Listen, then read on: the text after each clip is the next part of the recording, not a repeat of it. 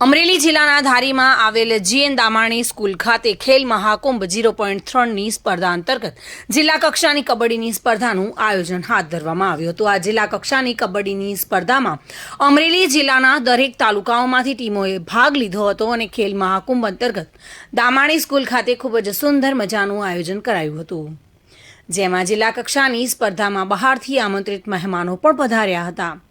Chamber of કોમર્સના પ્રમુખ પરેશ પટણી, ભાજપના પ્રમુખ મુરુગેશ કોટડિયા સહિતના પદાધિકારીઓ આ ખેલ મહાકુંભ સ્પર્ધામાં ઉપસ્થિત રહ્યા હતા। જો કે વિજેતા ટીમને પુરસ્કાર રૂપે ટ્રોફી એનાયત કરવામાં આવી હતી, તેમજ રનર્સ અપ ટીમને પણ ટ્રોફી એનાયત કરાઈ હતી।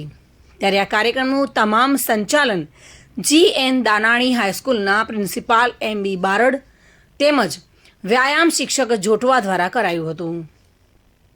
આ ખેલ મહાકુંભ જિલ્લા કક્ષાની કબડ્ડી સ્પર્ધા કાર્યક્રમને સફળ પૂર્ણ કરાયો હતો। ખેલ મહાકુંભ 3.0 અંતર્ગત જિલ્લા કક્ષાની કબડ્ડી સ્પર્ધાનું આયોજન થઈ રહ્યું છે।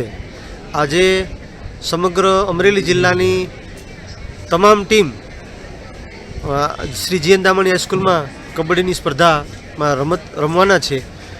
વડાપ્રધાનશ્રીના એક સારા આશયથી ખેલને પ્રાધાન્ય આપવા માટે જે કામ થઈ રહ્યું છે, તેમજ આ રાજ્યના મુખ્યમંત્રી શ્રી ખેલ મહાકુંભની અંદર ખૂબ વેગવંતુ બનાવવા માટે વ્યાપક પ્રમાણમાં સ્પર્ધકો ભાગ લઈ અને પૂરી ખેલદિલીથી ખેલ મહાકુંભની રમત શરૂ છે।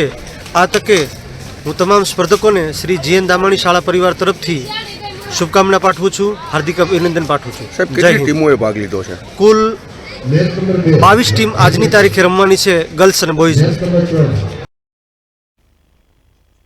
સંજય વાળા સાથે bureau report, today Gujarati news.